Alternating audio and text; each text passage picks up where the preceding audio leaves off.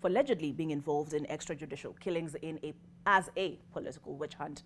And that is a witch hunt, he says, against former DCI boss George Kinoti. Now, he's urged the government to be sincere with the investigations on extrajudicial killings and ensure that other previous cases have also been resolved, even those touching on the president himself. Martin Mwangi has more. Azimio la Umoja One Kenya principal Raila Odinga has dismissed the ongoing investigations into the deaths of 2 Indians and a Kenyan driver in which the disbanded Special Service Unit officers have been implicated. Raila says that the investigations have turned into a political witch hunt against the former DCI director George Kinoti and a few other officers. He also called on the government to ensure that all cases are probed. We are, however, firmly opposed to the current trend directed by a vindictive regime that the president that seems to be pursuing a personal vendetta against specific current and past state officers in the pretext of pursuing extrajudicial executions. Odinga alleges that the rivalry between President William Ruto and George Kinoti started way before the elections, and the Kenya Kwanza government has offered the perfect platform for the DPP to avenge. Ladies and gentlemen, the Azimio leader also called for investigations into tens of other murder cases, including that of Sergeant Kipyegon Kenei, who served in the office of the Deputy President William Ruto then, as well as that of lawyer Paul Geshero. Instead, we demand a transparent, professional, and inclusive public inquest. He castigated the Kenya Kwanza government for what he terms as reneging on its campaign promises on lowering the cost of living. They have also warned the government against raising taxes so as to achieve what they term as unrealistic promises. We wish to remind the UDA regime that we have been here before. When NAC took over power in 2003, the economy was worse off than what UDA has inherited from Jubilee. But we were able to put the country back on track, including free primary education, without raising taxes. The Grand Coalition government picked up from the ashes of post-election violence and rebuild the economy, including massive infrastructure, without raising taxes. Raila has instead urged the government to improve revenue collection at customs points, airports, registration of persons, as well as fighting corruption. Meanwhile, the SSU officers currently under arrest will remain in custody until Thursday, 10th November, when the court will make a ruling on whether to release them on bail or continue detaining them. Martin Mwangi, NTV. Azimio la Umoja One Kenya coalition has been thrown into confusion following Minority Leader Opiyo Wandai's decision to replace Jubilee's preferred John Waluke in the Parliamentary Service Commission. The move has put Wandai and Jubilee Party Secretary General Jeremiah Kioni at loggerheads. NTV's Vincent Odor has the details. Letter to the Speaker of the National Assembly, Tuesday, Minority Leader Opiyo Wandai confirmed to the Speaker that the Minority Party nominees from the National Assembly to Parliamentary Service Commission PAC are Likoni MP Mishi Mboko and Mavoko MP Patrick Makao. Wandai replaced jailed Sirisia MP John Waluke with Mishi Mboko. However, NTV has established that the original agreement within Azimio was to have Waluke join the Parliamentary Service Commission from the Jubilee side and Wiper's Patrick Makao. ODM party then had not agreed on whom to front. Jubilee Secretary General Jeremiah Kioni has rejected Wandai's move and also written to the Speaker nominating Waluke as a commissioner to the PAC.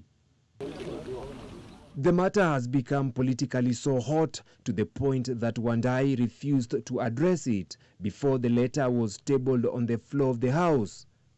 Efforts by NTV to also have Kioni comment on the matter proved futile. The remaining third slot for the minority side should now be filled from the Senate, where NTV has established that ODM has been pushing to have Siaya Senator Oburu Oginga, who is Raila Odinga's brother, join the commission, contrary to the Azimio initial agreement to have Nyamira Senator Okongo Omogeni take the slot. However, due to uproar from a section of Azimio MPs, Thursday the Azimio leadership decided to drop Oburu and nominated Isiolo Senator and Senate Minority Whip Fatuma Dulo to the commission. Waluke is currently being held at the Industrial Remand Prison pending an appeal he has filed over his 67 years jail term. Waluke's advocates have argued in court that the continued detention of the MP is denying the residents of Sirisia constituency, among other things, their democratic right of representation in the National Assembly. Vincent Odur, NTV.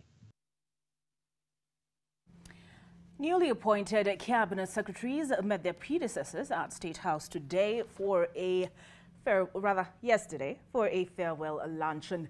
The previous cabinet secretaries gave reflections on their tenures at the luncheon hosted by President William Ruto.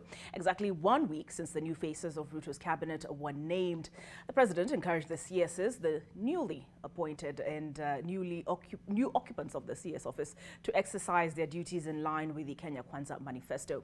Some of the former cabinet secretaries present included former Trade CS Betty Minor, Professor George Magoha, and former Transport Cabinet Secretary James Masharia. The former head of public service, Joseph Kinyua, was also in attendance, as you can see in that picture there. To appreciate one another and to work together in this manner. I also want to tell each and every one of you, as I said before, that I look forward to working with you in different capacities as good citizens of our country and as leaders. All right, time to look at what is making headlines in the dailies. This statement by Raila Odinga regarding the formation, or rather a public inquest. And that informs the Daily Nation's top story this morning: extrajudicial killings. Raila wants probe expanded to other enforced disappearances. We are under pressure to frame Kinoti. And that statement being attributed to the 9 officers of the disbanded Special Service Unit accused of killing 2 Indians and their taxi driver. And they told the court their arrest is politically instigated to settle scores, and that they're being pushed to implicate former Director of Criminal Investigations George Kinoti in exchange for their freedom. And I can see the man in question here, Raila Odinga, being quoted stating yesterday William Ruto's grudge against George Kinoti and the DCI started way before the elections.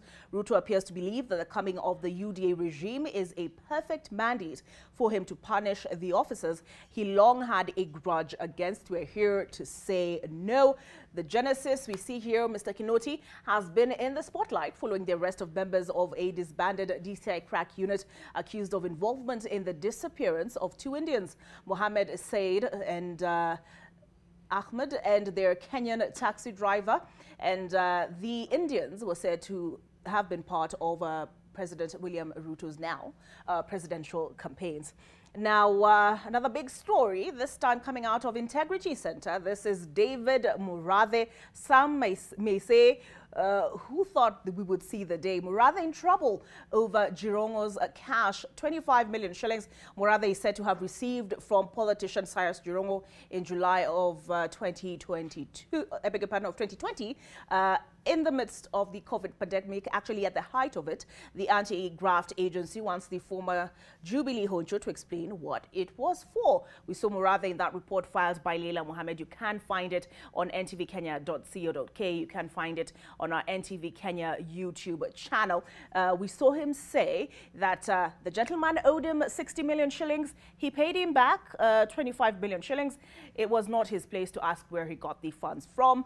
Details coming up on page 4 of the Daily Nation. And here is Raila Odinga. I see him with now their candidate, the candidate they've selected to contest the Bungoma senatorial seat to replace Moses Wetangula, who is now the Speaker of the National Assembly, and it appears even that was a decision meant to rile up the Kenya Kwanza side, but we'll get into that. First of all, what this report is primarily about is that public inquest that Raila Odinga has asked be instituted and be started and initiated by the government in order for transparency in the investigation of extrajudicial killings and enforced disappearances. Here is that headline: probe all cases of disappearances and killings. And speaking of that Bungoma senatorial by-election, which is scheduled to be held on on December the 8th, Azimio Coalition to campaign for former Kandui MP Wafula Wamunyinyi in the Bungoma Senate by-election. You will recall that Wamunyinyi and Wetangula have been at loggerheads prior to now, so this will be an interesting race to keep an eye on. And part of the reason Raila Odinga is calling for a public inquest, he said, such as that. And under the microscope here is David Morathe, the former Jubilee Vice Chairman. Many thought he spoke for former President Uhuru Kenyatta. And Morathe at EACC, over 250 million Jirongo Land Saga Agency is investigating 6 prominent individuals over millions of shillings they received from Jirongo. And apart from this gentleman here, David Morathe, is also a gentleman who has been trying to mend fences with President William Ruto, as we saw in that report by Leila Mohammed, being Francis Atwoli, being part of these 6 who have been questioned over monies they received from Cyrus Jirongo. Now, part of the details that have been highlighted here by Brian Osuna and Ndubi Moturi are that and I quote, Mr. Jirongo is at the heart of a 2.5-acre piece of land in Nairobi's Mukuru kwa Ruben area, as it emerges that he may have tricked City Hall to pay 250 million shillings for property it already owned. Now, again, who are the men at the center of this? We have here the COTU Secretary General, Francis Atwoli, as I mentioned, said to have received 60 million shillings. Let me just zoom in here. Okay, get a better look. Pan-African Parliament MP representing South Sudan, Albino Abwog, who received 38 million shillings. Former Vihiga Senator George Haniri, who received 5 million shillings out of the 250 million shillings in question. And former National Assembly Speaker Kenneth Marende, 3 million shillings. They were the beneficiaries of the funds. Again, here I can see the Daily Nation has coalesced it into more info here, and in short, explaining exactly what the probe is about. So a big story there coming out of the Ethics and Anti-Corruption Commission. Like us to take a look at what else is on the dailies this morning. As I work to flip through the pages, there we go. We've already taken a look at this Morathe report, and now there's a storm brewing in the Azimio coalition. This is in regard to the nomination of one Waluke, John Waluke, who's currently behind bars, having been convicted for fraud, having been nominated to the Parliamentary Service Commission. Opio Wandai, who is the minority leader, revoked said nomination by Jubilee Secretary General Jeremiah Kioni. We saw a picture of him delivering that appointment letter or document to Waluke while he was in the company of police officers behind bars, as it were. And we see here David Moore explaining that a fallout is looming in the Azimio la Umoja One Kenya coalition over who should occupy its 3 slots in the Parliamentary Service Commission. The coalition also faces a test over the sharing of 8 parliamentary committee leadership slots. At the center of the fight are letters from the coalition members to National Assembly Speaker Moses Wetangula, purportedly communicating the coalition's position. Azimio has Mr. Raila Odinga's ODM party, immediate former President Uhuru Kenyatta's Jubilee Party, Wiper Party. These are the parties who are in Azimio. But yesterday, this is the development. Leader of Minority, Opio Wandai, Ugunja Member of Parliament, wrote to the Speaker, Leader of Minority, I beg your pardon, who chairs the PSC, notifying him of the coalition's nominees to the Commission. I am pleased to confirm that the Minority Party nominees for the National Assembly to PAC are Mishimboko and Patrick Macau. And this is a letter that was dated November the 2nd. And Wandai's letter was in response to the Speaker's letter of October 13th, 2022. And Ms. Mboko is part of ODM. And I can see here that Macau was elected on a Wiper ticket. And Nyamira Senator Okongo Omogeni is expected to be ODM's representative from the Senate. But within hours of Wandai's letter, Jubilee Secretary General Jeremiah Kioni wrote another letter to the Speaker indicating Sirisia MP John Waluke as Jubilee's nominee to the PAC. Kioni took a copy of the letter to Waluke at the Industrial Area Prison, where the lawmaker is currently held after being convicted for corruption. Now, he has appealed the sentence, and Jubilee hopes he will be granted bail to resume his parliamentary duties. So, for more details on how that will play out, do keep an eye not only on NTV Kenya, but the Daily Nation as well. Let's take a look at what else they have for us this morning. And I can see here, now this has to do with the other coalition in question, that being Kenya Kwanza. Let me just frame it for us. And I can see here ANC Ford Kenya Rue deal that gave UDA an upper hand in Kenya Kwanza, though Musalia Mudavadi and Moses Wetangula landed Plum State jobs. The foot soldiers feel shortchanged. And Konyango has that report. So if you'd like to take a look at that, do find it on page 6 of the Daily Nation. Let's take a look at what is on the front page of the Business Daily now. And here we have dollar crisis piles pressure on the 75 billion shilling state firm's foreign debt. And greenback loans account for 75% of non-guaranteed credit. Servicing costs up on weakening of the shilling. And we have Treasury Cabinet Secretary Njuguna Ndongo during the handover by his predecessor, Kuria Tani, here as the image that accompanies this story by Charles Mwaniki. State-owned enterprises are sitting on non-guaranteed foreign currency debt worth 74.9 billion shillings, exposing them to higher financing costs due to the sharp depreciation of the shilling against the US dollar. And I can see here from 4 billion shillings to 70 million shillings, state car leasing misses savings target. Taxpayers saved an average of 70 million shillings a year under the lucrative government vehicle leasing program against the 4 billion shillings its promoters initially projected. More details on that in the Business Daily. Let's take a look at the front page of the Taifa Leo this morning. And there we have an image of Raila Odinga. Odinga mshambulia vikali Ruto akisema analipiza kisasi dhidi ya Kinoti, mkurugenzi wa DCI aliyejiuzulu. Raila afufua mapambano. Kinara wa Azimio One Kenya Raila Odinga ametangaza mapambano makali dhidi ya utawala wa Rais William Ruto, huku akilalama kuwa serikali imeanza kuwakandamiza maafisa waliokuwa waaminifu kwa utawala uliopita. Odinga alidai utawala wa Ruto una njama ya kumwadhibu aliyekuwa mkuu wa idara ya upelelezi George Kinoti.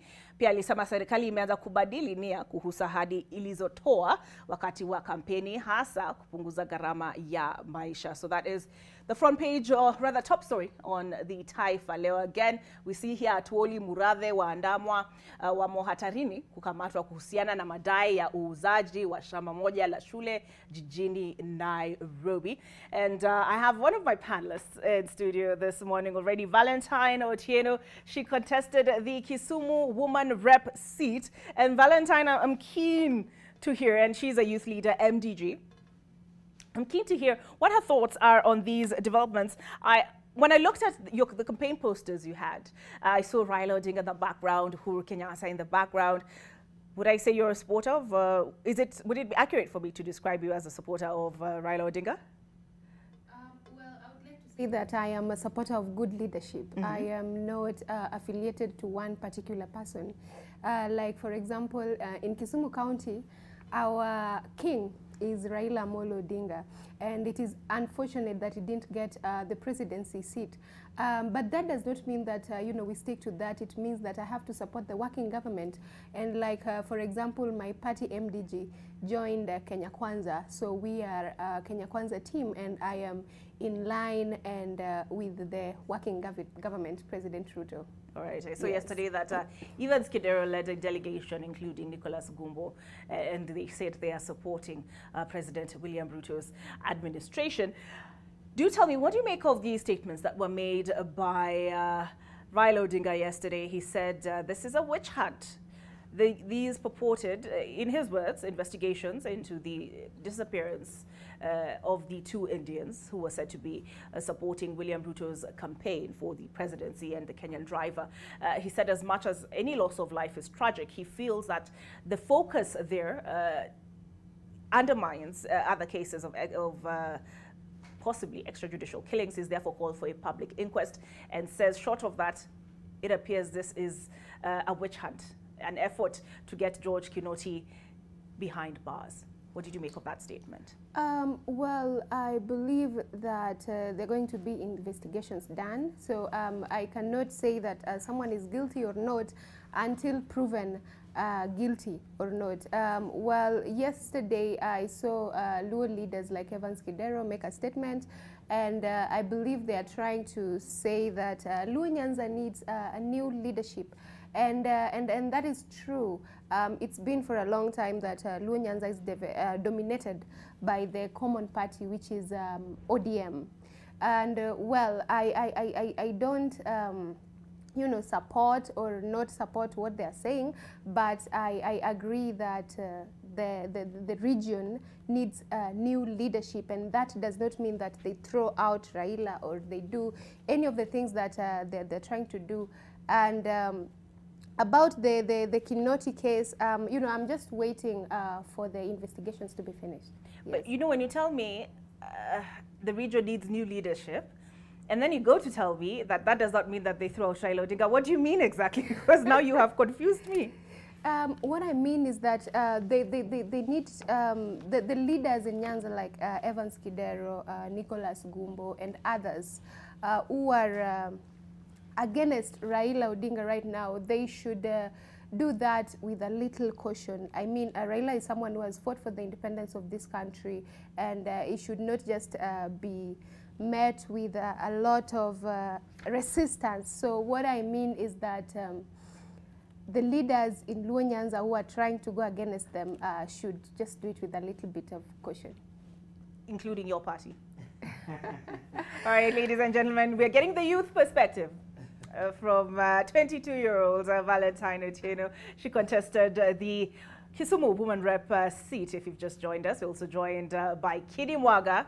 Good to see you this morning. Good to see you. Governance and policy expert in the building. Always fantastic being at Nation TV. All right. So now, before we get into Luo Nyanza and Evans Kidero and Nicholas Gumbo declaring support for President William Ruto yesterday, there's this big story.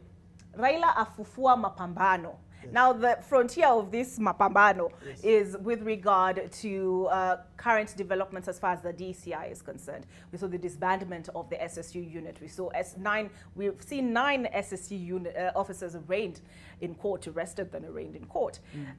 In regard to police excesses, now they are suspected of involvement in the disappearance of 2 Indians and a Kenyan driver who were reportedly here in the country to bolster William Ruto's presidential campaign team. So Raila Odinga says public inquest. Short of that, he says this is an effort to get George Kinoti behind bars. It is an effort to settle a score that President William Ruto has had against George Kinoti even before he assumed office. What are your thoughts? Thank you very much, Olive. I will begin by quoting from Thomas Jefferson in his famous Declaration for Independence, when he says that we hold these truths to be self-evident, that man was endowed with certain inalienable rights, and these are life, liberty, and pursuit of happiness, and that governments are instituted amongst men to safeguard these rights. And in one of the writings of Abraham Lincoln, he goes ahead and says that when these ends are therefore not met by that government, then the people themselves have got the primary responsibility of making sure that they disband that government and form another government. In the last, say, 1 year or 2 years, we were constantly regaled with the stories of the Yala River bodies. And then there was Madhioya. That was a travesty that should not happen in a constitutional democracy.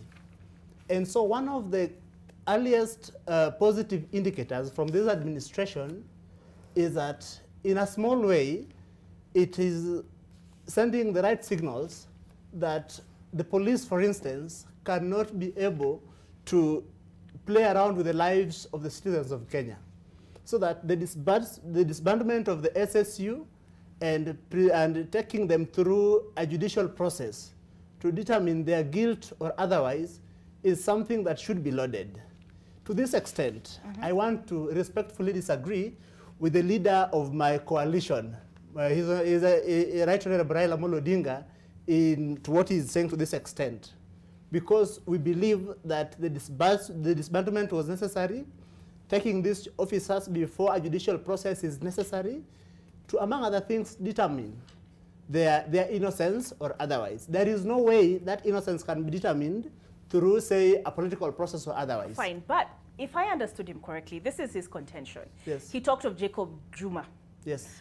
He talked about Besha Kebe. Yes. He spoke about Paul Gisheru. Yes. He said these two Indians, as much as he respects the sanctity of life, are not the first or last. Take your Daily Nation. Just look at page... Thank you.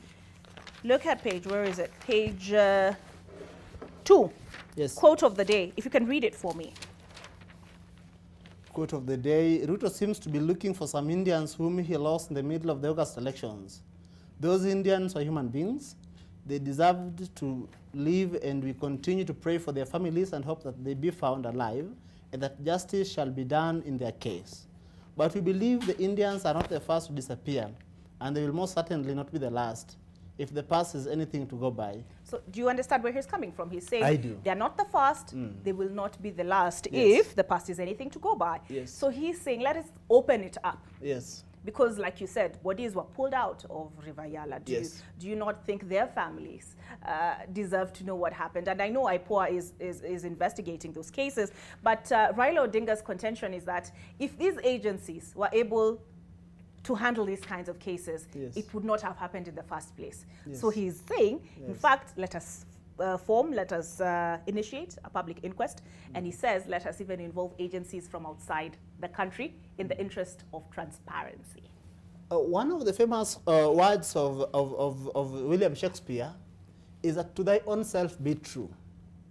When the Right Honorable Raila Amolo Odinga is saying that that we bring in foreign investigators, to begin with, it purportedly is purportedly saying that our internal institutions and instruments are insufficient or compromised. But listen, but given these issues that have been raised as far as the DCI, do you expect the police to investigate? Who do you expect to investigate? If IPOA says it has a resource challenge, who do you expect to investigate? We have a new administration, but let me put it this way. For instance, I come from a place that in the last 5 years purportedly received greater development on account of handshake. And that is why I started by quoting Shakespeare, that to thy own self be true. We owe it to the people of Kenya and to those who take time to say watch AM Live to be told the truth. And the truth is, if the Right Honorable could use his influence in government in handshake to bring development in Luo Nyanza between 2018 and 2022, let us also believe that he had the capacity to influence how some of these things were done and say, why was it convenient for the last 5 years to remain, say, silent on the death of Msando, to remain silent on the death of Jacob Juma, or if there was a conversations around them, why was such conversations not enough? Why didn't we see, say, the disbursement of SSU? so that it had to take this new administration to set this in motion. I will say this, that the government and the government bureaucracy and the way it works sometimes takes time. To imagine that President William Ruto, and I am not holding brief for the government, but to imagine that this new government were to get in and in, say, this 40 days has been in office, to have done things that, you know, took 5 years, 10 years to do, I mean, to undo things that took 10 years, 5 years to do, I mean, would be too ambitious. So I think that, in my view, these are the right indicators that there is a disbursement. We are told that they're taken before a judicial process, but I also want to add a rider, or rather a caution. We have seen in this country when siege mentality has been used to shield people from accountability. And it is a trap that this new administration should restrain from going into. And it is something I have mentioned in this forum before. In 2003, 2004, 2005, as the Goldenberg scandal was, I mean, the Bosiri Commission was doing its work, we saw how mobilization took place to shield certain people from accountability on account that their ethnic communities were being targeted. If this government believed that, that George Kinoti engaged in acts of criminality, George Kinoti must be accorded a fair process to defend himself and to speak to his innocence. But when it is done in a manner that looks like witch hunting, it will go back into undermining our fabric as a nation that is constantly seeking to become more cohesive, more tolerant, and more generous. When it looks like witch hunting. When it looks like witch hunting. So and that is the question I'm saying, that this administration must move away from that path and make sure that if there is, and I said here last week, when I said that when we are interrogating the question of police excesses, let not the small fish, and I call them the omena, bear the responsibility. Let us go to the very top and make sure that those who bear the greatest responsibility, because that is the doctrine at law, both at the international criminal law and that is how the domestic criminal justice should function. Okay. That those who bear political greatest responsibility should not be let off the hook. Right. So that as they're doing this, they must also make sure that their actions are tempered with restraint. Yes. So are you ruling, I'm confused now, so are you ruling out a public inquest or not? A public inquest is necessary. Okay. So you're what I am saying is that even as they do that, they must move away from making it appear like a political witch hunt. And then I will also hasten to add from our coalition, the instances when, say, during Kamata Kamata Fridays, and some of us opposed Kamata Kamata Fridays, and we said that if someone is guilty, why, or someone is suspected of engaging in an act of criminality, why do you ambush him on a Friday evening? Why can't you just give him a summon so that they appear in the nearest police station and then they are told the charges and then they are told the day in court and then they are given time and resources to defend themselves in court? Right. Because that is what the law envisages. But then we saw people being, say, arrested on Friday evening. Then on Monday afternoon, we are seeing bail application in court, and then they are out, and then the matter would, you know, just fizzle out. Actually, so as we are doing this, but then those days I remember, our members in the Handshake Coalition and in the Handshake team were saying that when the Tanga Tanga team then was saying that there was witch hunt to it, and then our people were saying that those calls were undermining the fight against corruption. So our people, our coalition must proceed with caution in this matter and don't tie the hands of government by alleging that it is witch hunt, unless they are able to prove that there is witch hunt. But then because Kinoti, and for the sake of Kinoti, because he was the head of the DCI, and these acts of, you know, criminality are alleged to have been perpetuated by the DCI, I think then it is only fair that he's given a chance to defend himself and prove his innocence. Okay. Yes. And it's interesting, and I want to get now into David Murathe, because you've talked of Tanga Tanga team, Yes. Kamata Kamata Fridays. Yes. Now, we saw yesterday David Murathe paraded, as it were. Okay, he delivered himself to Integrity Center. Yes. But he asked who called the media.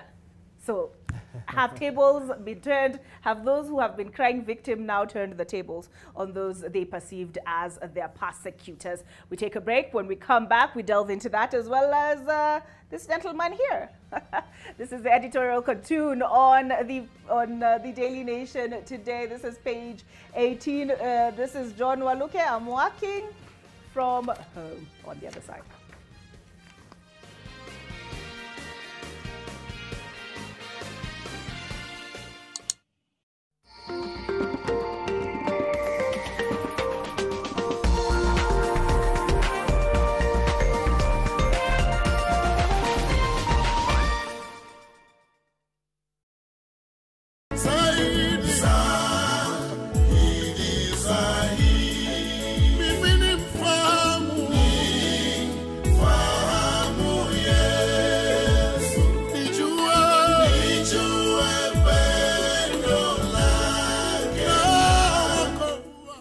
Pendo Lako by Ali Mkwahana. Dial star 811 star 937 hash. Skiza na Nation. Next on Daring Abroad. Logistics is not only moving products from point A to B. How Bramex Limited, a Kenyan UK-based logistics company, is finding opportunities abroad for Kenyan businesses. Trade missions are very critical elements in doing international trade. We have done a number in Dubai. We also had another one in March in the UK. Also on the show, work and play experiences for investors of Centumry residences at Two Rivers. You can have your office here. We have the kids play areas. We have parks. This Saturday at 7:30 p.m. on NTV.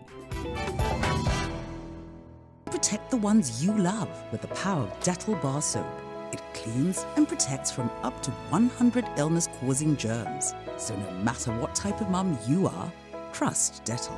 Dettol celebrates Global Hand Washing Day. I fear for my climate. I fear for my environment. I fear for my people. And I fear for my life.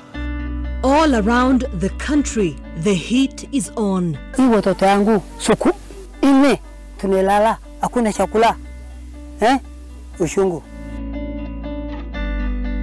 Nasema Mungu huyu haje wewe na mimi. Njaa mwalimu, njaa wengine wanazimia. And the life and death choices facing governments. What is Kenya's plan? And can global leaders find a solution? We are alive to the challenges of drought.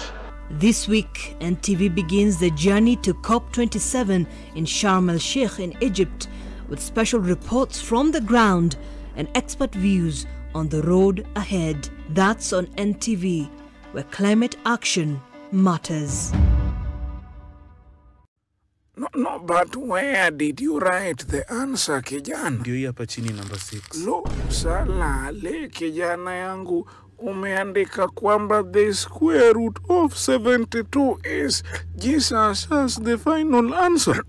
But it's true, he does. Kijana, hii sio CRE bwana. What is this in number 6? Oh, there the teacher asked the wrong question.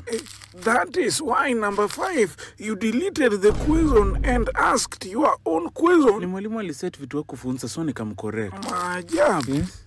To get report book by Skiza na Nation and Flacco, dial star 812 star 807 hash. Skiza na Nation.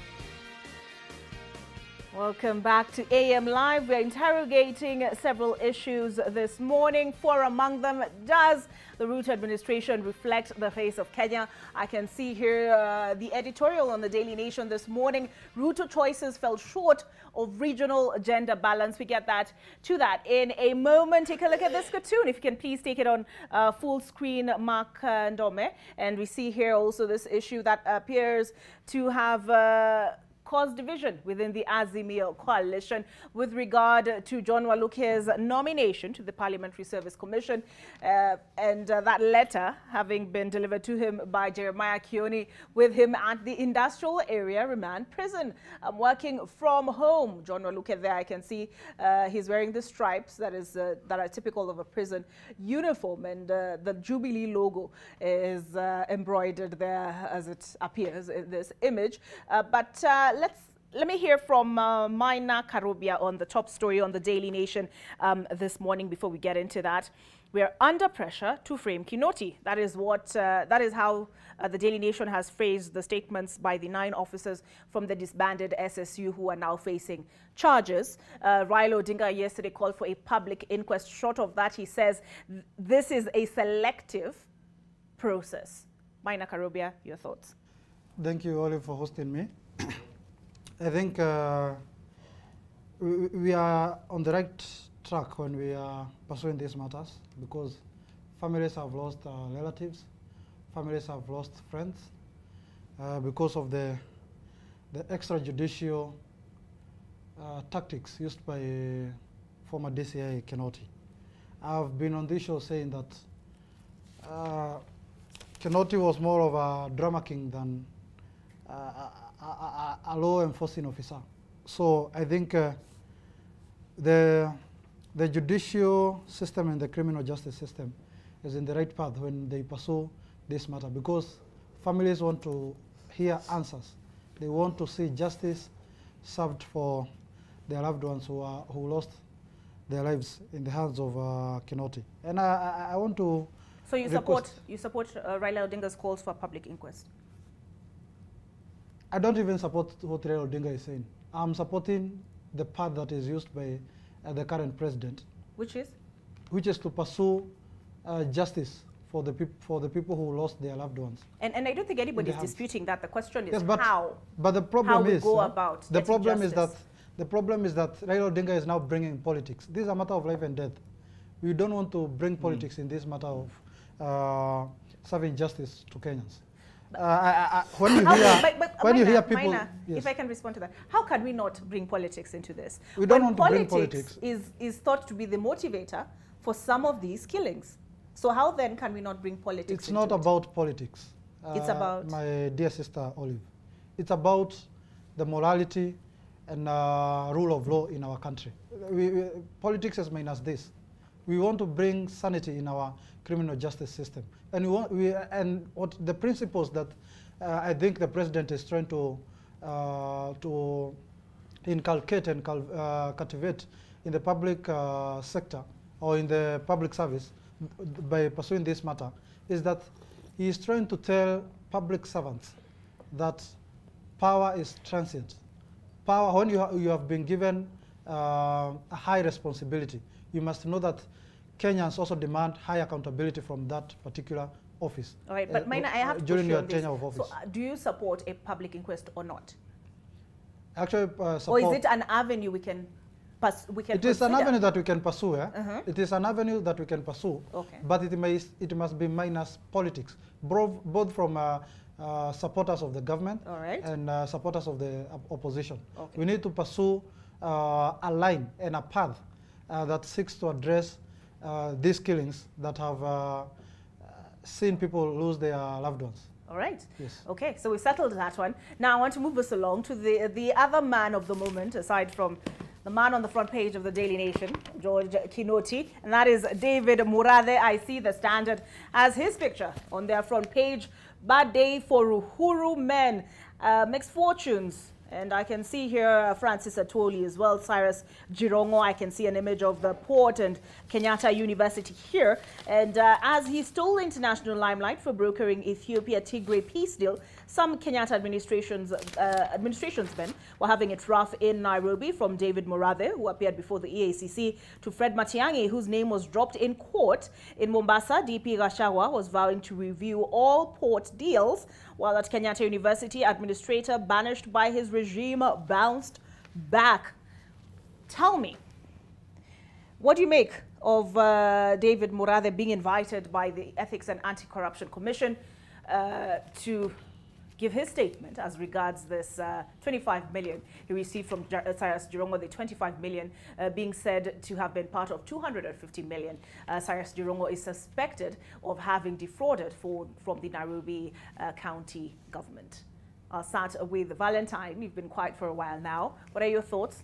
Yes, I believe that David Murathe appearance at the EACC to shed light on the millions of money that they received among other leaders is a good thing. You know, this is happening and it's costing the taxpayers. This is happening at the expense of the taxpayers.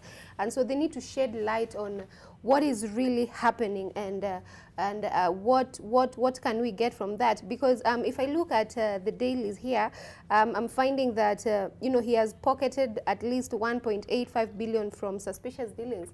Which is, where is that? Just I can see the Nation has, however, established that Mr. Jirongo has pocketed at least 1.85 billion from suspicious dealings involving land at the expense of taxpayers, while largely contributing to this collapse of a state-owned bank. Okay, go ahead. Yes. And you realize that the land in question that they're talking about is a land that hosts 2 learning institutions. It hosts a clinic and a police station.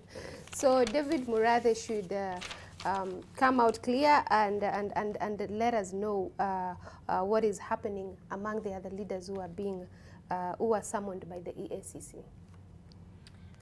Okay, Kidi Mwaga, why now? Is it a case of previous untouchables now touchable, or is it now a reverse of what allegedly transpired under former President Uhuru Kenyatta's administration, as it now emerges that if you look at the withdrawal of cases, perhaps some of these investigations may have been political?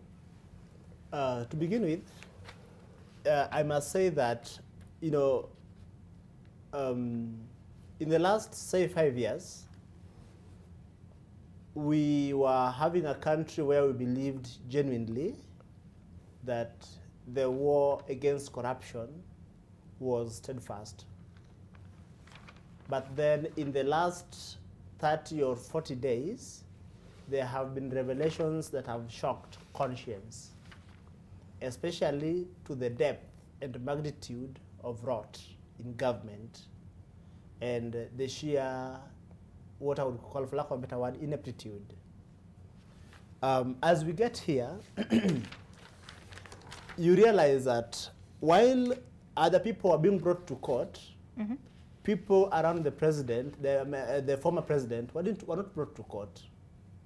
What this is revealing is that while people who were not on the same script the president were being taken through a judicial process, people who were supposedly around him were spared from a debt with, you know, investigative agencies. And now what this is revealing is that now that the supposed immunity is out for them, we are realizing that they were equally engaged in dealings that were less than, you know, proper. And so when investigative agencies invite people to come and shed light, in my view, I don't see anything strange with that. If anything, it strengthens our institutions and reinforces confidence in those institutions.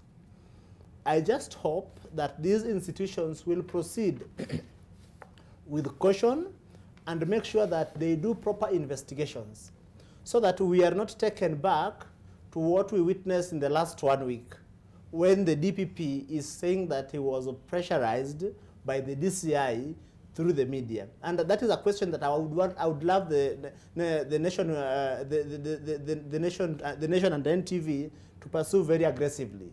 Because the DPP shocked most of us. Him being a lawyer, knowing very well that he enjoys security of tenure, knowing very well that so much was at stake, that he dragged so many people through a judicial system, knowing very well again how our country and society operates, that the moment you drag Olive to court, there is how a lot of people will shun Olive, will not want to associate with her. And then he drags a lot of people to court, then all of a sudden says that the documents used to charge this people are forged.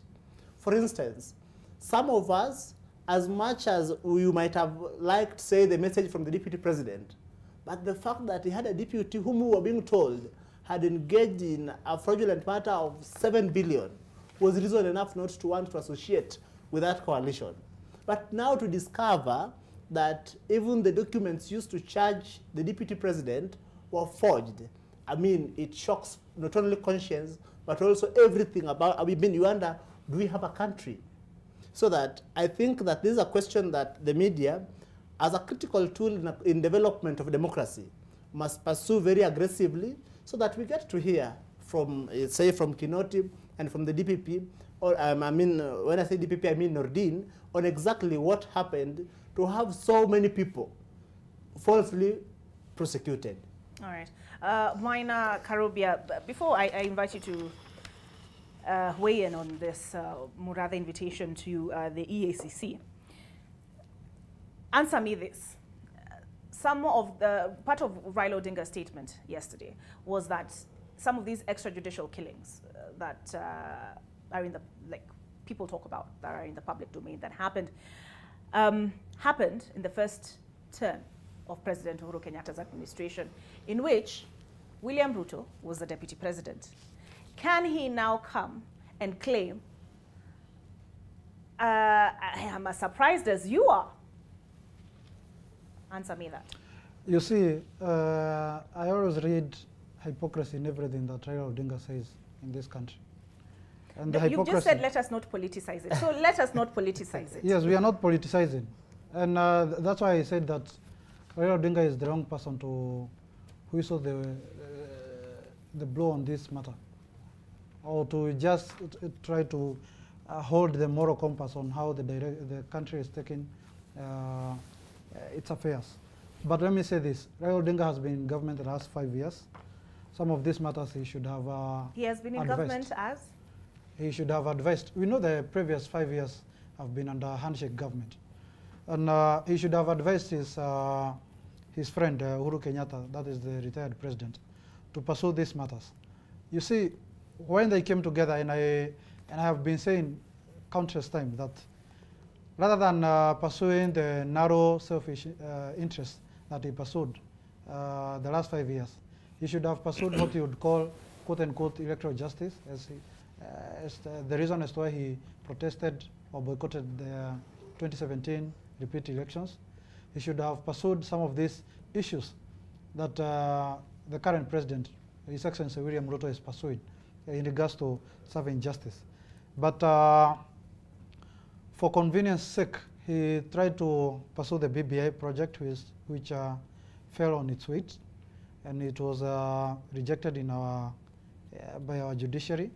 But let me say this matter of Murathe and the cohorts, these are people who have taken advantage of the side that they have been supporting the last 10 years, under the pretext of consultancy, under the pretext of knowing who is who in State House. But I'm happy that the law is catching up with them. People must realize that our constitution is solid and sound in regards to how we conduct the affairs of our country. And I know that whatever is happening with this gentleman, it's because that you might, and this is how our law operates, you might find that it is convenient, the politics of the day is convenient for you, but the moral curve, the curve of justice in our country, as it is provided in our constitution, will always catch up with you. It has caught up with our friend Murathe and Actually, as I can read with on page 4 of the Daily Nation, we can only hope. We can only hope. I mean, this is still at the investigation stage. Yes, we can only hope the residents of Nairobi. It's not yet an indictment. We can only hope that the residents of Nairobi, particularly the residents of Mukuru kwa Jenga area, are going to get justice from this particular land. We hear that Jirongo tricked City Hall to a tune of 250 million. All right. Speaking of justice, let me just wind down this conversation, because I want us to move along to the question that has brought us here this morning, which is, does your administration, Maina Karobias, I'm kidding, where William Ruto's administration reflect the face of Kenya? But part of what was raised, and I'll bring you back to that question of a public inquest. You said this is about justice, yes. Correct? Yes. In some of those cases that were raised by Raila Odinga in his press briefing yesterday, he made reference to that infamous tweet that was attributed to Jacob Juma on Twitter. And you recall the tweet I'm talking about, right? Yes. Do we all recall? I don't want to have to read it. Okay. And he talked about, this was in 2015. Mesha Kiebe, an ICC witness, that transpired in 2015. Yes. Correct? Yes. Was that handshake, Maina Karobia? Was that under the handshake administration, as you call it? 2015. Chris Msando, that was under what administration? So my question to you this, Maina Karobia. Yes. Do you take the position that regardless, and I'll put it, I'll borrow some terminology from Kidimwaga, that the Omena and the Muta, regardless of who the Muta is, if they are found to have, because we've talked about command responsibility, yes. Have we not? We have. If President William Ruto is implicated in this killing, Maina Karobia, do you still maintain that justice should be done? You see, my good friend, we have what we call independence of the judiciary. I believe the commission of inquiry on state capture, and that's why I told you that whatever Raila Odinga is proposing to us is not new.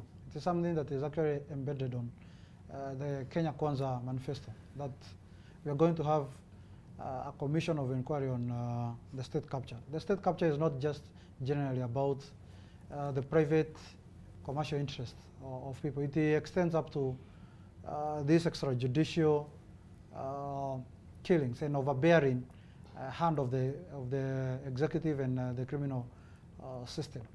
So I must say that people are going to get justice. I know William Ruto is a just man and a fair man, and I know that some of these issues that were raised yesterday by the opposition side, they are going to be addressed in due course. We must be patient.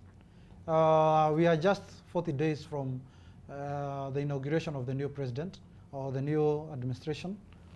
These things are going to take course. We have to first of all deal with the hot matter of 2 Indians and 1 driver, a Kenyan driver, who lost their lives. Their families are asking questions, and I think it is. Are you saying these other families are not asking questions? No, they're asking questions and they will be answered. Or that their lives are somehow less? No, they will be answered. They will be answered. But we must deal with the hot issue as of now, so that we now start rolling back. And when we roll back, I hope people will not say that it is political witch hunt. Once we roll back up to 1963, my friend, people will get it rough. And I hope that people are not going to mobilize their ethnic basis to support them. You are demanding that we roll back the whip up to the Musado days. I am not the one demanding. Raila Odinga has. Yes, Raila Odinga is demanding that. Demand. He is demanding that. I hope that he will be fair enough to allow the various commissions and various agencies that will be set back, that will be set in place, to roll back this, the carpet up to the molasses times, up to whatever is happening in the county governments of the Nyanza strongholds, and up to 1963. No, I'm just saying. No, I'm just saying. You see, you have just referred, and he just referred yesterday to an allegation that was put up on Twitter. I'm also saying that what is in the public domain in regards to various scandals that have happened, and Raila Odinga has been implicated on them. I just hope that he will be fair enough not to mobilize his bases to say that there is political witch hunt. Once the Commission of State Inquiry is set in place, it is going to roll back the days up to 1963. Last word, Kidi Mwaga. Well, I think my brother is mixed up. I know during the campaign trail they used to speak about a lot of things in the past. I think that I would need to remind my brother that now we have a president in office who happens to come from his coalition, and therefore some of his remarks must be measured. I will say something about transitional justice, because I believe that we have a country that we all love equally and that we all want to prosper, if not for ourselves, then for our children's sake. When we say we begin with the question of extrajudicial killing, the question of extrajudicial killing should go to the very heart of our nation, because we donate so much power, and we call it instruments of violence, to the state, not for the state to use that instrument of violence against hapless, ordinary citizens, but to use it to protect them. So that the fact that there were, say, people who were killed, that is like Musando, like Yebei, like Jacob Juma, that is not something that my brother should make excuses for. If anything, he should be ready, I mean, he should be happy that we may have a chance to hear what happened. Because that is what is called the game of chicken theory in political science. That now that we have got two powerful forces that were either working in concert, now working from different points, means that we may, number one, have a chance to have one side spilling the beans about the other side. And it is a good thing because Kenyans will have a chance to hear what exactly transpired, say, in Jubilee 1. So that when we begin the question of, say, extrajudicial killing, we may have a chance to hear what happened to Yebei, what happened to Musando, what happened to Jacob Juma. He loves to, I'm hearing him mentioning the molasses plant. And now that is political, and that is why I'm saying that his statements should be responsible. Because the question of molasses plant has been attempted to be politicized by people from his coalition. I think that when we say we want to speak about the question of land, we know where even convictions have been, and courts have pronounced themselves on people who have acquired land, in less than judicial manner. And still back to the question, my point of transitional justice. Maybe we may want to agree that, say, corruption, we want to write off corruption up to what point? And then we want to hold people accountable from what point to what point. So there is Goldenberg, there is, of course, Anglo-leasing, there is other stuff. So we say up to 2010, let us write off those corruption and then start afresh from 2010, that any scandal that was, anyone was involved in a scandal from 2010 to say 2022, let us have a judicial body doing an inquiry into who was involved, what can be recovered, and what can be, and how can people be let off the hook so that people do not live with the stigma of, say, corruption for eternity. But then going back to the point of the day, what we are speaking about, the question of extrajudicial killing, is that if a citizen of Kenya has lost his life in the hands of a police officer or in the hands of the state, that is something that should fill all of us with rage, and is something that should not be tolerated. So that if, say, Prime Minister Raila Odinga did not ask these questions during the handshake government, because, say, he was being cautious not to disturb the waters, hoping that he was going to inherit that system, then I would say that that was very unfortunate. Because President William Ruto has decided to ask these questions now, then I think we should not fight those efforts for political expediency. Say because I voted for Raila Odinga or I belong to the Azimio coalition, I mean, that would be balderdash. Let us support right moves, right initiatives, irrespective of which quarters they are coming from. Okay. That's all. But let me ask you this, guys. Honestly, stripping your UDA youth leader tag, Valentine, stripping your MDG youth leader tag, you can remain governance and policy expert. Thank you. Just speaking as the youth, as Yes. young people, Yes. what you know, Kidi Mwagai, in this forum, you're my quote, you're my encyclopedia for quotes. What did James Orengo say about a system eating its own children? It is a conventional wisdom that revolutionaries eat their own children. That when you set in motion a revolution, more often than not that you end up consumed by that very revolution. And it is something that has been witnessed over and over again, government turning its own fangs against the people that cheered it when it was, say, cracking on the opposition. All right. And J.F. Kennedy puts it better, that those who foolishly ride the back of a tiger ends up in its belly. All right. Yes. So having been stripped of our political affiliations, yes, how do we guard against returning to the days of the Nyayo era? If we remove the politics, yes, from this what's it called, proposal coming from Raila Odinga, yes, or this proposal coming from William Ruto, yes, yes, if we do away with the political affiliations as a people, as a nation, because as we saw in this election, yes, today you're in power, yes, tomorrow you're not, yes, and the instruments of power you turned against other people will be turned against you. Minor. Forget the politics. Forget that it is Raila Odinga. Forget that it is William Ruto. What do we need to do to make sure our justice system is not criminalized? It's not a question of personalities, Olive. It's a question of the moral good and the public good for Kenyans. We must appreciate the fact that this is the first time in our country that we have an administration trying to pursue something that is almost near to answering the social justice in our country. We must appreciate that fact. But as minor? Now, this is what I would say. And I agree with, to a larger extent, with what my brother just said, that the best way to approach these matters, and so that we are able to address these matters objectively without any partisan opinions and views, is that we appreciate where things are done correctly and for the public good. Where things are not done well, provide alternative views that are in line with what you'd call the greater good for the nation. I think that is the best thing.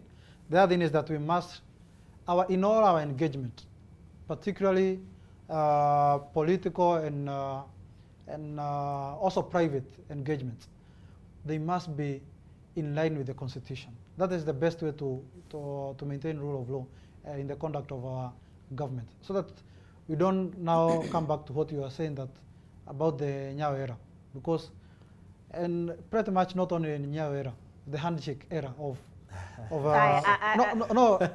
I'm just stating facts. Just give me time. The Nyayo era can only be equivalent to what was happening in the last 5 years, where everything that you do is judged not on the scale of the Constitution, but on the scale of the political convenience of the doer and the beneficiary. Okay. So that we don't go back to those kind of arrangements of our political system. The best way is that whether you're in opposition, whether you're in government, your conduct of private and public affairs should be in line with the Constitution. All right. The duty bearers, that is the people at the judicial system, the people at the police system, should also be fair enough, should also be professional enough, and I appreciate the fact that the current administration have given those two institutions the independence that is captured in the Constitution, so that if it is minor Karobia, whatever I do, whether it is good or bad, it is judged by the two systems, that is the judicial system and the police system, or the police service, based on my conduct. Is it within the premises of the law? Okay. Not on the premises of I supported the current administration or I didn't support it. All right, I need to take a break at this point, but thank you for that contribution. So you say the impunity must end. The impunity must end, and everything must be judged on the scale of the Constitution. Constitution. Sasa, judging, speaking of judging, on the scale of the Constitution, when we come back from this break, does William Ruto's administration meet the standards set by the Constitution? On the other side of this break.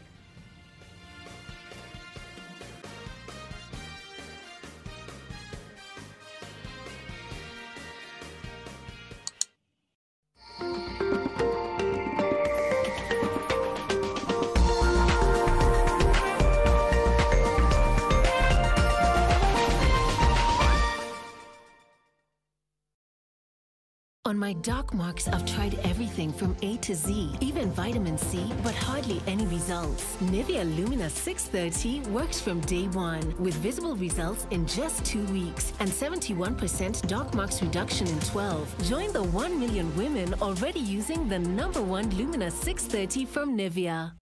Sound engineer, take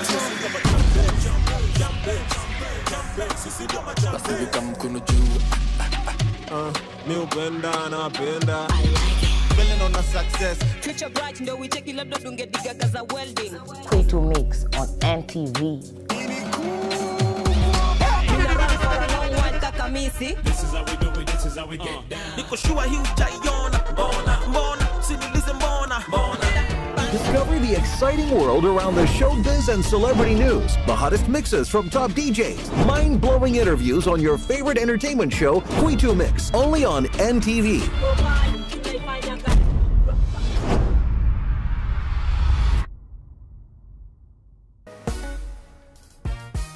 Now, as much as watu hawana pesa wamedharau hizo shati za umse, what you're missing is ni hii shati ukivaa poa, mtu hawezi kosa kukupea compliment. Buda mazi, hiyo shati ni moto. Like just because nimekusmailia, haimaanishi na kudai. Mbona usound blended in the past place? Because I'm a friendly person. Juu mimi niko friendly bena. Sasa nimekama hapa hivi nimekuhug. Na wewe una think nilikuwa nakungotea ndo tukue blend? Tunajua ngeni yangu na New Sensodyne Repair and Protect with Deep Repair. It's a huge game changer for me. The science is pretty amazing because it really goes deep inside the tooth and repairs tooth sensitivity. It's going to improve the quality of my life in a big way. Pewa change yako. Bado maze kondaja nipea change bado kuna change yangu 50 bob. Mimi nimempea tawa nafaa kunirudishia so 9. Wewe conductor change. Nani huyo ati change? Konda hujanipea change yangu ya chwani oya. Hata mimi nimekupea tawa hujanipea change. Cheki hujanipea change na amehang hivyo dangerous. Sasa imagine akinia na change yako ama agongwe na gari. Wewe conductor maze bujilinde tafadhali uko na change yangu. Change gani? Wewe wachwani niko na change yako najua. Mimi nimekupea tawa. Hujanipea yeye ni buda unadhani nimechi. Cheki nimekupea tawa nikiingia maze. Labda conductor mwingine sio mimi bro. Ndio maana mimi na pesa kidogo kwa matu. Wewe donda maze nimekupea tao nikiingia tafadhali acha ukora maze. Wewe acha ukora buda sawa? To get conductor kukatalia change, dial *811 928 hash. Skiza na Nation.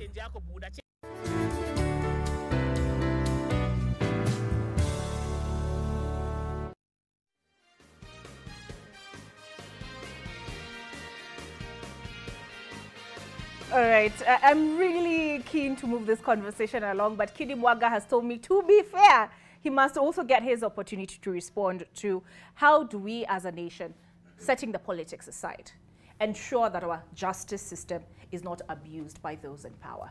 Kidi.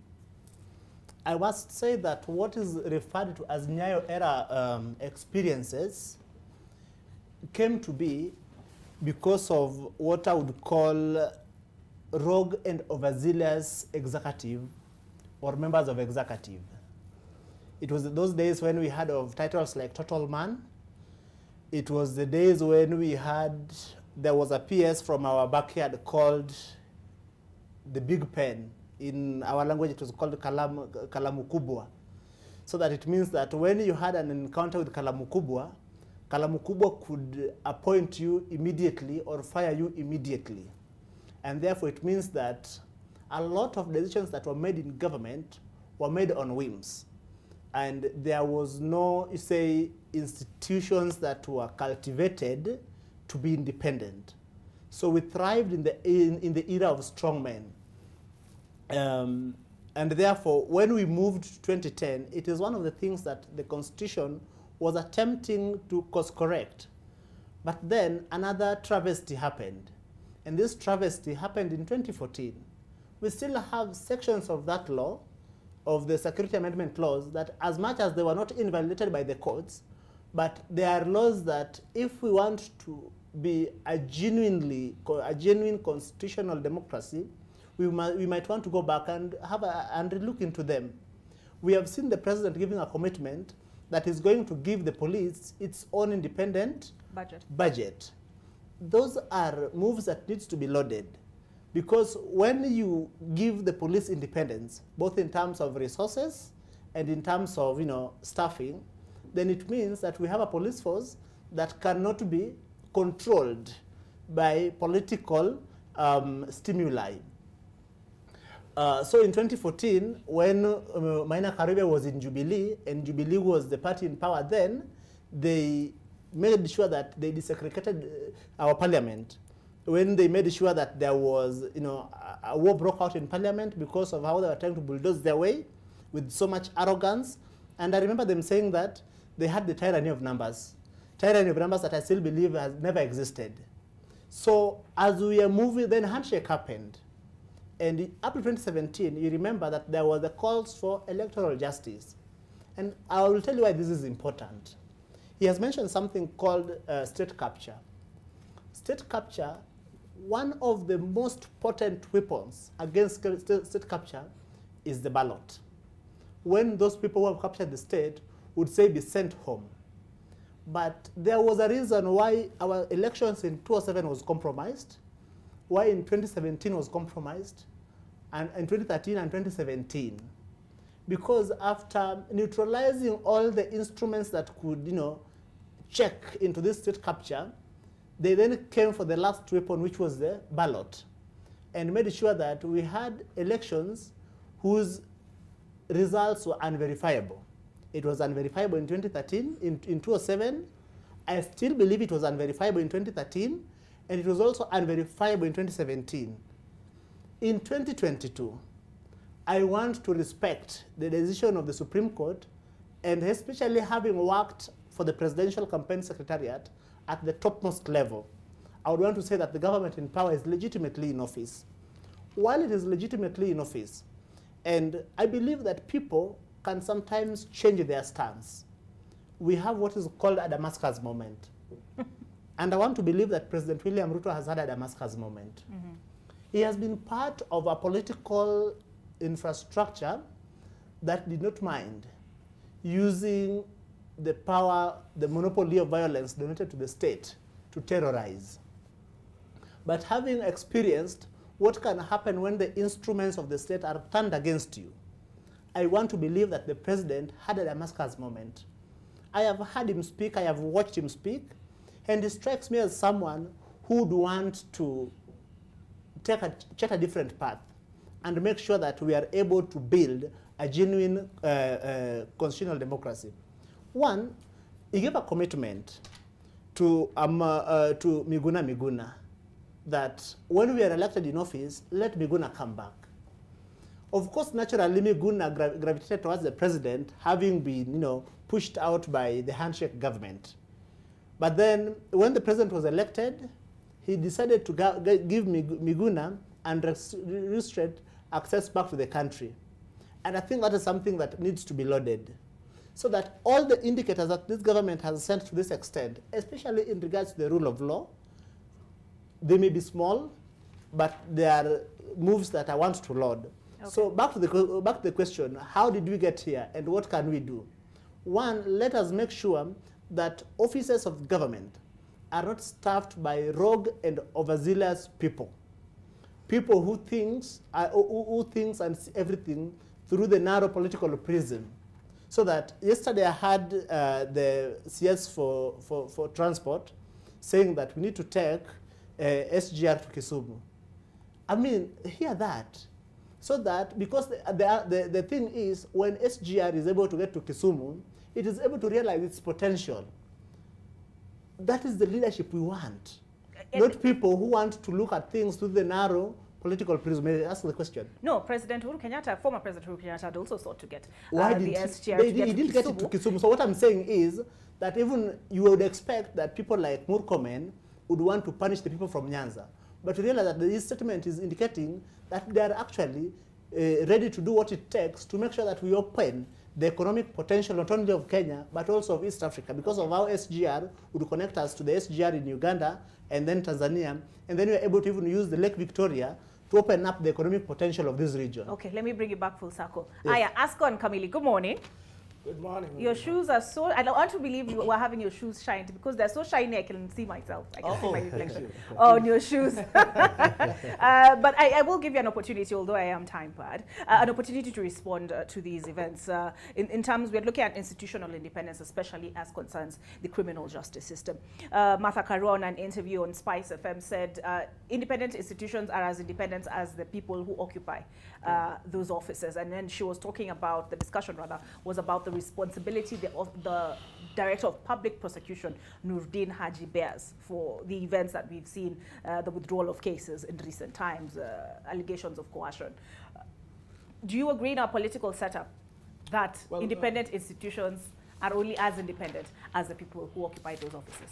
Well, thank you very much, Olive. And let me begin by saying the last time we were having this conversation here, you remember that I was very clear that the DCI officer or the investigating officers who are claiming that they are being coerced or they could have acted in that manner because of some hand from somewhere, they need to be, they need to take, they need to be made accountable for such acts while they're in office. Because really, we can't be doing things and then coming later to claim that we were being forced to do them or we are being coerced to do them. When you're given an opportunity in an office or a position of authority, it is expected that you'll act within the boundaries of the law.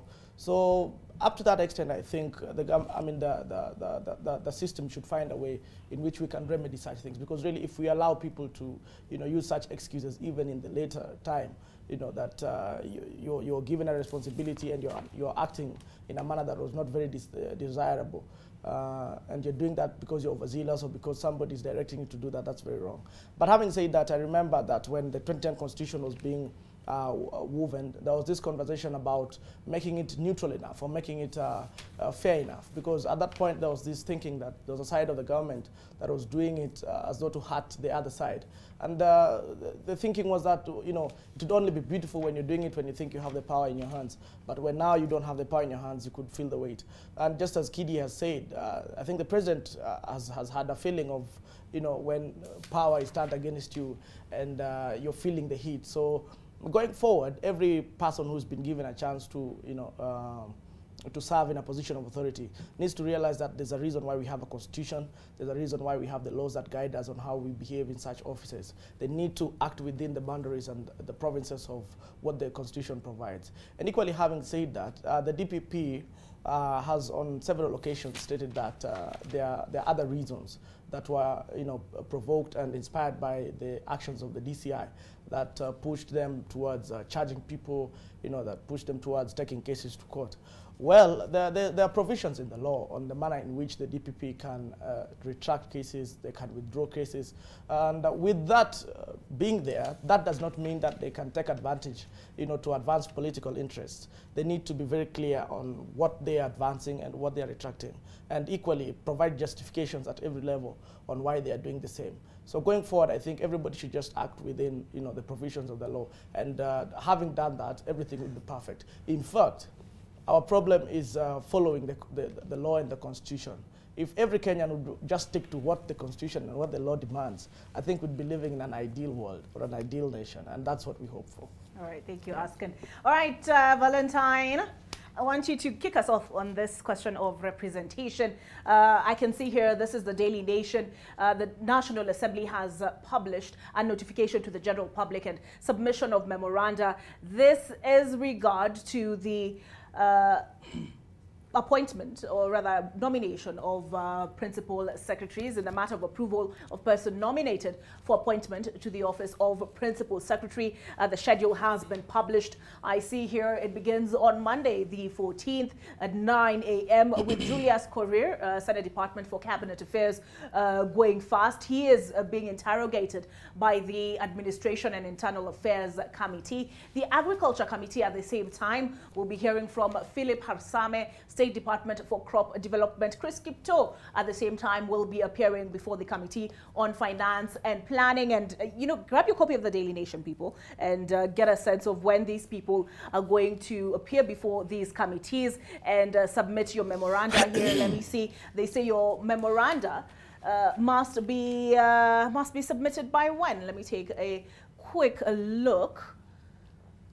Scroll down here. Aha, so they've told the nominees what they must submit from the EACC, KRA, HELB, DCI, and the Registrar of Political Parties. And yes, your representations may be forwarded to the Clerk of the National Assembly. They've provided a PO box here, or handwritten to the Office of the Clerk, Main Parliament buildings, to be received on or before Friday, the 11th of November by 5 p.m. And the email address there, let me just, it's a bit small for me to read right now, but let me just look for it in my hard copy so that if you have memoranda to submit as far as these candidates are concerned, they're listed there. And you can submit your memoranda on their suitability here. I have it open in front of me. And you can send your email to... This is part of public participation. Clerk.nationalassembly@parliament.go.ke, clerk.nationalassembly@parliament.go.ke. The deadline on or before Friday, 11th November by 5 p.m. And this notice by the Clerk of the National Assembly, Samuel J. Njoroge. So the process continues up until Friday, the 18th of November, when the exercise concludes. I see Nixon Korir between 2:30 and 4:30 p.m. will be appearing before the State Department for Lands and Physical Planning. Now, I'm curious, my ladies and lady, you'll go first. What do you make of these PSs that have been nominated and now are going through the vetting process before the National Assembly beginning Monday? I can see one of those nominees, Raymond Omolo, is Ruto's new power man. Kidi, you talked about Total Man. This man has been baptized Power Man. He's second person from Nyanza after Hezekiah Oyugi to occupy post. And they have a report on, they have an exclusive interview. That is the Star with this. The man in question from humble beginnings in Homer Bay, interior, sorry, this is the PS actually, not, yes, interior PS, Omolo, like his boss, is testimony, all dreams are valid. There you have it, the Star. But when you open the Star, it launches us into a conversation. I can see here, Star survey, did Ruto get gender balance right in nominee PSs? I can see here, oh, that's the question. That's today's question. The question yesterday was, are you happy with the list of new PSs? And I can see 35% yes, 65% said no.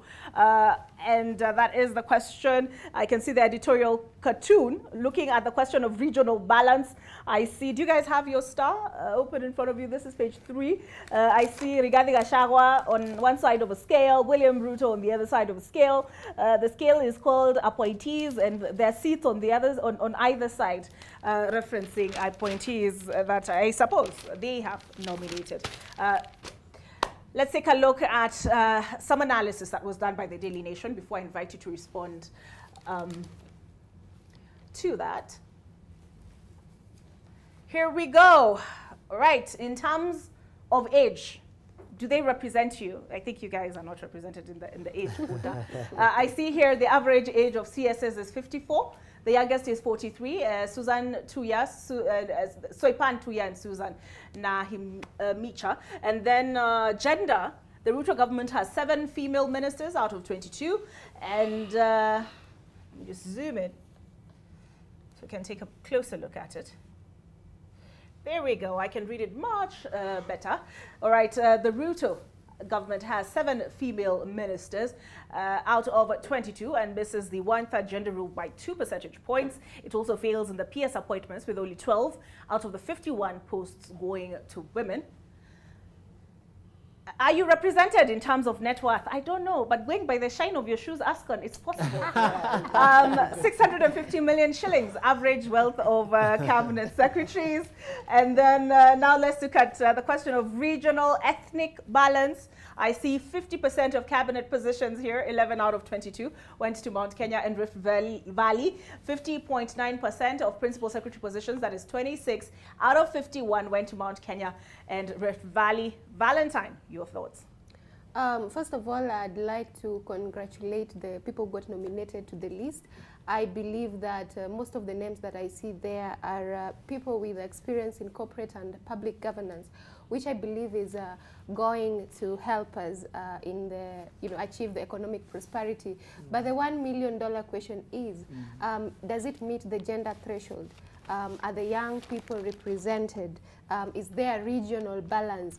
And just as so many people have complained, it is very sad that the president has not, kept his promise of achieving the gender balance in electing people to work in his government. Because as we can see, we only have a paltry 23% of people who are nominated in the PS positions being women. And even if you look at those who are nominated for the CS positions, we only have 31% of them being women. And that if we look at the young people who are there, I can only see youthful people. They call them youthful, but they are not actually youths. That means that there's still a lot of work that needs to be done to meet the constitutional provision. We need to comply with the 2/3 gender rule, representation of interest group. That is not, we have seen that that is not implied very well. So it is very sad, though the president had to reward his loyal supporters, but it is very sad that women are still not represented, the youth are still not represented, and this is something that needs to be looked at as a country, especially for me, as a 22-year-old who vied for the position of the Kisumu County Woman Rep and got 80,000 votes. I believe there are several other young people out there who are very well placed to have taken these positions. I would have been very happy if I would have seen even one young person or two young people in that list. But we do not have that, which makes us have this question. It is very sad also that when it comes to the making of the national cake, when it comes to the cooking and all of that, everyone is involved. The young people are involved. Women are involved. But when it comes to cutting the cake and distributing the pieces, then you find that very, very many people, especially women and young people, are left out. So I think a lot of work needs to be done. We need to have more women represented. We need to have young people represented in such places. And I want to say that the president is just right, nominating the people we have seen in that list, but I would like to say that young people need to be represented. All right. So women, you're saying, are not involved in the cutting of the cake, but except maybe as cake matrons. All right. Ascon Kamili, your thoughts? Well, I must begin by congratulating our friend Raymond Omolo for this great achievement. First and foremost, because it's somebody a good number of our people in the village have interacted with, and we know which village is this? That is Homa Bay County, Karachuonyo. How can you call Homa Bay a village? No, I know. My apologies to the people of Homa Bay. Go ahead, go ahead. Well, I need to say that on this appointment, the president got it right, and we are hoping that Raymond will be able to deliver, particularly in the ministry that is very integral for the running of government. And also knowing his background and the fact that he's somebody who is very keen on delivering and ensuring that things are done right and correctly, I want to give a vote of confidence. And we would have this conversation sometime later to give him a pat on the back for the good job he has done in the ministry. That's maybe 5 years You're really confident? Now. Yeah, because I have confident as the star that Parliament yes, will approve it. Because I have interacted with Raymond. He's fairly a young person, actually, who's really fought hard to get where he is. And I think this speaks to the story of the everyday young person in Kenya. Where you go to an everyday primary school, you go to an everyday high school, the University of Nairobi, which mostly admits most of the comrades in the country. And you go up the ladder, pole until you make it to this level. I think it's quite an inspiration to so many other young people, and that is actually, as the star puts it, every dream is valid. Having said that, I think there has been this talk about gender balance. There's been gender parity, regional balance, and the inclusion of young people. And to remember that earlier I had pointed out that the president is somebody who has proven on several instances that he can actually keep his word. And having kept his word to his political allies, it is expected that he would be able to keep his word to the young people of Kenya and equally to the women of Kenya.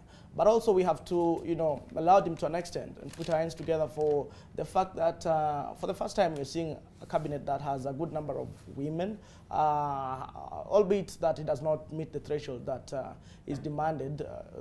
There's quite an improvement. We talk about the PSS, it's equally some good number representation. But that does not give him, the space to go on with disregarding, what he had agreed with the young people and the women within his party. We also have to realize that such political appointments or appointments are political rewards. They go to people who had taken part, in forming the government, who had really toiled to ensure that the government is in place. We don't want to, in fact, I highly discourage the thinking that you could sit in your office, just read newspapers and watch TV analysis and hope that one day when government is formed, you're supposed to be picked from the comfort of your office desk and be given an opportunity. There are people who toil for those opportunities. There are people who lost their monies. There are people who contributed big time to ensure that that government is formed. We have to know that the president has the responsibility to reward such people. So I wouldn't say that it is wrong, the manner in which he's done it, but I would say that there's a room for improvement, and the president can actually make it better in the appointment of the CESS, the appointment of parastatal heads, the appointment of ambassadors, where I hope to see young people, I hope to see more women included. But also looking at it more objectively, there's this talk about the question of competence and experience when it comes to the appointment of PSS and CSS. And the president had talked about it earlier, that actually it would be cosmetically appealing to appoint a young person of 25 years to the cabinet, when in real sense that could be a trajectory that messes up this person or interferes with their career, for the simple reason that maybe they could have the knowledge, they could have gathered all the what we'd call the requisite capacity to be in the cabinet, but the question of experience comes in, how to deal with issues, how to react whenever you're at a tight place. And these are things that somebody can only learn through getting opportunities over and over. So the president had recommended that the position of the Chief Administrative Secretary would be used to gather more experience among young people and ensure that they are able to participate accordingly. And even if they are given better opportunities, as in the positions of PSS or in the position of a cabinet secretary, then we'll be sure that they'll be able to deliver. So I'm hoping, that with the appointments of the chief administrative secretaries, the president will get a chance to, consider young people and more women. But having said that, something very fundamental and important that I established when one of my friends had consulted me to help them apply for the position of CAS is that there was a very clear line with the advertisement for this position, that you are expected to come with all the clearance certificates from the DCI, good conduct, HELB, and which is something that has been legislated before. And I think there is a law right now that bars any employer from demanding such certifications from a young person. Actually, this should only happen once you have been shortlisted or the employer has communicated to you that they want to, or they intend to, onboard you, so that you come with these certificates. But demanding that young people bring these certificates at the state of application, we know that a good number of them, actually 90% of the young people, do not have these certificates. It attracts a lot of money. You'll have to spend money to get good conduct. You have to spend money to get these certifications. And that's one of of the avenues that are used to bar young people from accessing these opportunities. Okay. So going forward, I think the PESC, which is the Public Service Commission, and all other employing authorities must look at such kind of barriers that are erected in the ways of young people that obscure their progress and ensure that young people get all the chances that they deserve. All right. Valentine, quickly, so that I can hear from Maina and Kitty as well. Yes, allow me to disagree with my friend Ascon here slightly. Well, I agree with you in the fact that a lot of young people do not have experience. I think that is due to the fact that, you know, the age, we're still young, we've not done so much. But as a 22-year-old, I believe that we should be given opportunity. Take, for example, the cabinet secretary's positions. We have 22 positions that were taken. I think if they put one young person, then these other people can actually empower these young people. There is no way that you can tell young people that they are leaders of tomorrow while not giving them a chance. While when they come to fight for these positions, you tell them that they do not have an experience. I think it is upon leaders who have come before us to mentor these young people and to allow them take these positions. Now, it is very good that the position, the CAS I'm hoping that they are going to consider young people and not just youthful, because there is a very big difference between youthful people and actual youth. I want to see actual youths in the CAS positions in this government. And Ascon, if you allow me, it is not good, you know, as a youth policy analyst, to say that young people do not have experience and cannot lead. I think young people should be given a chance. We should be given a chance and we should be mentored into these leadership positions. Let's take, for example, me. I am 22. I believe that I have a very good energy that if harnessed in the right direction, then we're going to have young people push for policy that can actually help us. You know, there's a say that goes that what does it say? There's advantage in numbers. When a young person sees a fellow young person in a leadership position and actually pushing for the youth policies that can influence them, then they get encouraged. They can actually relate to that person. Then it is very different when a young person sees an older person. There's a very big difference. So I believe that young people should be given chances. I think you'll permit me to say 2 weeks ago you spoke of a bouncing castle and I think you'll allow me to make this much clearer. We need to look at this conversation in the sense that it is not a fight between the young and the old. I mean, actually, it's not that when the older people occupy positions of authority, it should be something that occasions bile, you know, within young people, and they really don't want to see these people, and it's always it's not like that.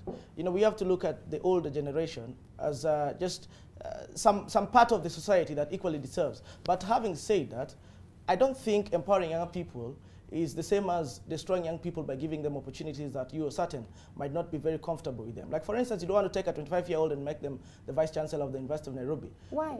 Because that would be tantamount to destroying them. Because you need a lot of experience, you need a lot of knowledge, you have to have gathered a lot of managerial capacity for you to run a university. We have to be factual at this. You don't want to expect a young person to be, a 22-year-old to make them a Vice Chancellor at the University of Nairobi would be tantamount to destroying them. We are not talking about Vice Chancellor, we are talking about the CS and the turn-taking. So my idea is we have to give the young people opportunities. I am on record to have been among the young people who you really champion for the interests of youth. But this is not in the sense that you want to do this at the expense of developing their futures properly. We want to give them a chance, but give them a chance in a position where we know that when they're given a better opportunity, they'll be able to deliver. Look at David Osianyu, who is the CAS for industrialization. Having taken just barely 2 years, we can all agree that he would probably fit to be in a cabinet position right now. Look at people like Nadia, people like Wambui Nyutu. They've been in commissions over 4 or 5 years, or thereabout. Now, if you're given a question and you're asking if Wambui Nyutu should sit in a cabinet meeting, you get convinced that actually they merit for it. But you pick somebody from the university at 25, which I equally merit for. I mean, I equally sit in that category. and you make them a CS, you're not sure whether they're able to deliver at that point or not. And my idea would be, give them a chance at a position almost close to that, get somebody to hold their hands, mentor them. Actually, people should look at mentorship as a very fundamental ingredient in making a good leader. Right. You know, okay, let me say this. Let me say this. Let me just interrupt. I'm the only lady here. We had you. Sure thing. And this is something she seems quite passionate about. Yes. Yes. You know, personally, I wanted to, I actually applied for EALA, the upcoming EALA nominations. Right. And most comments that I've been getting are, you know, especially from leaders, which is very sad, is that you're still very young. You need a day-to-day job. You need a job that, you know, you work day-to-day and you have to get that experience and all of that. While I agree with that fact that I need to get experience, I believe that giving young people opportunities to lead do not destroy them. It actually mentors them, and it actually encourages more other young people. If you look at the population, young people form 75% of the population, which means we need to be included. We need someone like us who is pushing for our policies. So I don't believe that giving young people an opportunity to lead in these big positions is destroying them, but this is actually mentoring them and pushing them to be better people. All right, Kirimwaka, you want to mediate between the two, Yes. given you're in the middle? I wanted to remind you that this is clearly a sibling rivalry between ODM and MDG, unless he resigned from ODM. But when I wanted to say that one of my favorite subjects is the question on why democracy appears to be on a steady decline in the last 1 decade. And one of the factors is because that more increasingly we are seeing young people with absolutely no prior experience at all getting elected into office, and when they're in office, their priority is, and generally not only them but also a general problem with democracy, is that you reward voters now so that you get, say, re-elected, a re-election. And therefore what that does is that it creates a vicious circle of making short-term investments instead of long-term investments, and therefore eventually a country finds itself in a fix. You see today the UK, the empire where the sun never sets, now is almost being threatened with the darkness because of, say, for lack of a better word, you know, short-term investments over long-term interest that they should have made. And that brings into question the issue of the Brexit. But so I will move away from that to say this, that in the question of young people in government, I will choose to side with what my brother Ascon is saying. And people have always wanted to cite examples, and convenient ones, that, I don't know, Martin Luther King Jr. was 26 when he led Montgomery bus strike. That was not an executive role. People want to say that Obama was a young president. They are forgetting that Obama was elected at 48, and he had been a state senator, he had been a professor, a law professor, he had ramped up practical skills. People want to say that Clinton was elected a young president. They are forgetting that at Clinton, before even running for office as Attorney General for Arkansas, he had worked with Senator Fulbright, so that he had a chance, as my brother puts it, to be mentored by a very distinguished senator. You may want to Google Senator Fulbright when we are done with this show. I've heard of the Fulbright Scholarship. But let me say this. I need to give mine an opportunity. So let me say this, that I think that the idea of appointing young people, say, into cabinet and in other positions must be done in a way that exposes them into ramping up executive skills, so that when, say, you are exposed to certain the pressure that office comes with, then you've had experience on how to deal with it, as opposed to when you are entirely new. Take a young law graduate. Okay. Let me say this last point. Take a young law graduate, take him into a law firm, give him, say, documents to draft, without first exposing him or her to how those things are done. That young person will find himself in the deep end and with unable to, where to start and where to end. So I believe that young people, as much as we are demanding that we be given an opportunity, but let us be given an opportunity in a manner that we first given a chance to ramp up skills. Thank you. Maina, I hope you can be briefer than my learned friend here. Respond to this, Maina. Professor Makau Mutua posted this, the face of Kenya, a regional tribal composition for nominated principal secretaries. We saw this, the Star do that editorial cartoon with the scales, and he says by this tabulation, 13 positions have gone to the Kalenjin, 13 to Kikuyu, and then 1 to Pokot, 1 Basai, 1 Meru, 1 Coast, 1 Turkana, 2 Luo. I see here, it goes Somali 8, Kamba 4, Luya 6. Your thoughts?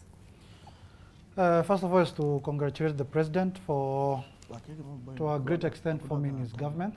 That is the cabinet and the PS appointments. That means that his agenda that we ratified by voting him on August 9th is well in course.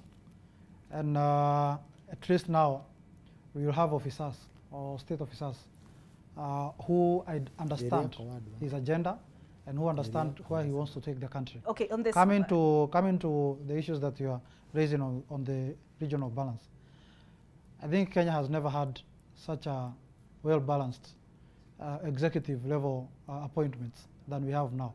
If you look at the cabinet, and cabinet is not just the PSs, or government is not just the PSs. We have other appointments that, like the cabinet ministers or the cabinet secretaries.